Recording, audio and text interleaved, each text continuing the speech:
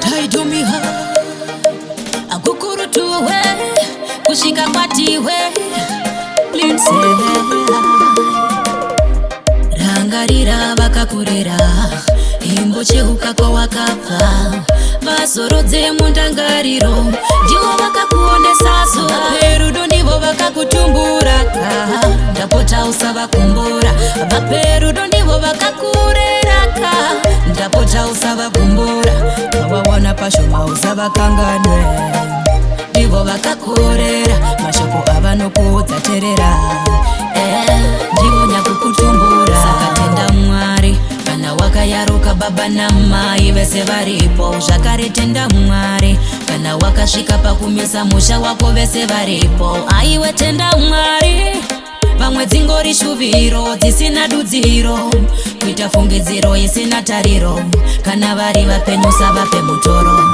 vaperudo ndivo vakakutumbura ndapota usavakumbura vaperudo ndivo vakakureraka ndapota usavakumbura vawawana pashoma usavakanganwe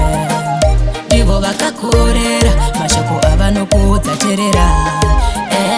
ndivo nyakukutumbura samatenga vanotonga zvakasiyana mumwe akafirwa ruchiri rusvava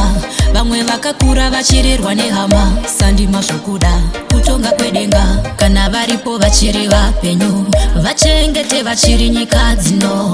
kutenda kwavo mufaro wavo unokuvhurira makomborero vaperudo ndivo vakakutumbura ndapota usavakumbura vaperudo ndivo vakakureraka ndapota usavakumbura vawawana pashoma usavakanganwe ndivo vakakorera mashoko avanokuudzaterera ndivo nyakukutumbura saka tenda Mwari kana wakayaruka baba namai vese varipo zvakare tenda Mwari kana wakasvika pakumisa musha wako vese varipo aiwe tenda Mwari vamwe dzingori shuviro dzisina dudziro kuita fungidziro isina tariro kana vari vapenyusa vape mutoro vaperudo ndivo vakakutumbura ndapota usavakumbura vaperudo ndivo vakakureraka ndapota usavakumbura vawawana pashoma usavakanganwe ndivo vakakorera mashoko avanokuudzaterera ndivo nyakukutumbura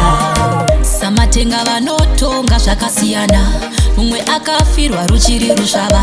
vamwe vakakura vachirerwa nehama sandima zvokuda kutonga kwedenga kana varipo vachiri vapenyu vachengete vachiri nyika dzino kutenda kwavo mufaro wavo unokuvhurira makomborero